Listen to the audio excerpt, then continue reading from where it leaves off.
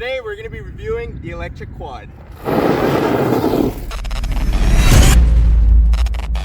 Alright guys, today we're going to be reviewing our electric quad. We're going to be testing its top speed as well as acceleration and go over the main components that actually make up the electric quad. So the actual chassis itself is a 400cc Chinese quad.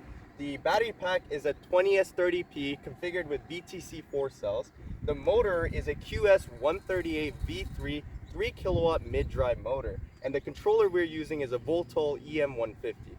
Alright, a little bit about the battery pack. This is a fully custom built battery pack. The battery pack configuration is a 20S30P configuration. We're using Sony BTC4 cells. These cells are 2200 milliamp hours each, and they're capable of producing 30 amps peak per cell.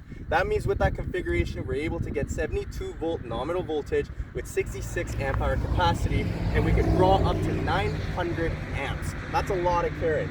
And to handle that kind of current and the voltage, we're using DKJ 35-50 connectors. And we're using zero gauge wires along with the connectors, and these could be found on welding equipments. And these connectors are capable of handling 300 amp continuously, which is more than enough for our project. So the battery pack, with that configuration, we need a management system. And for the BMS battery management system, we're using ANT BMS. And the ANT BMS, we are only strictly using it for charging. A lot of these BMS have like discharge capacity up to 300 amps. But the discharge rating, because it goes through the BMS, it's linear discharge, which means it actually takes time for it to pull that peak amp. And what we're doing is we're bypassing the BMS and strictly discharging it straight from the battery, which means in a graph of times versus current, it's going to be a straight peak to 900 amps so that we can get that throttle for that max torque. And that's what we really need on an off-road vehicle. The motor we're using for this project is a QS-V3 138 3 kilowatt motor, and the motor is capable of producing 35 to 55 newton meters of torque at constant currents of 150 amps. There is also a gear reduction built into this motor, which is a ratio of 2.37 ratio. And with that ratio, we also have a sprocket, which gives us around 3.5, which gives us a total of 1 to 8 gear reduction. This reduction is huge as we need the torque to get off the line. For this project, the controller we are using is the Voltol EM150. EM150 is capable of pulling 150 amps with a boost mode of 200 amps with a phase current of 470 phase amps. This controller is rated for a nominal voltage of 48 to 72 volts, but you can actually push it all the way up to 90 volts. All right, now let's go test its top speed and acceleration.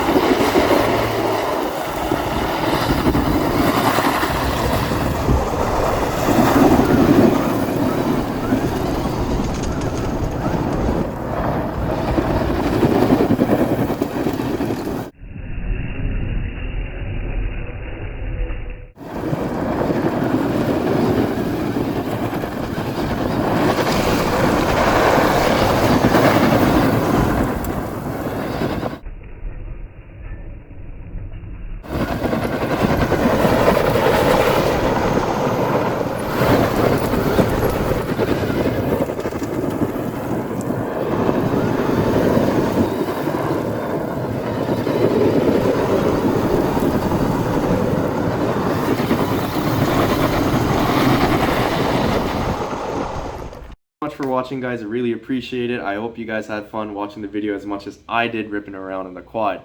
It was pretty amazing to find out its top speed is at 78 kilometers per hour. We might even consider reducing that because we don't even need that kind of speed on an off-road terrain. And speaking of off-road terrain, I'm going to take more videos and head out to Niagara and try more off-roads and take that quad and test it on an off-road terrain because that's what it's built for. And if you guys enjoyed the video, please leave a like and consider subscribing. I'll be posting a lot more on this channel about all the other projects we have. We have an electric buggy, we have electric dirt bikes, and we even have like electric motorcycle coming up soon, and we might even get to, you know, race it against a Tesla. So yeah, thank you guys so much for watching, and I'll see you guys on the next video. Growing up, parents got me a guitar. Said you could do anything, kid, you could go far. You could be the president, fireman, race cars. The sky's the limit, kid, so shoot for the stars. So I strummed that guitar every day. Found the passion for music never went away. I joined a couple bands and played a few shows. Tried to impress the girl in the front row, but soon enough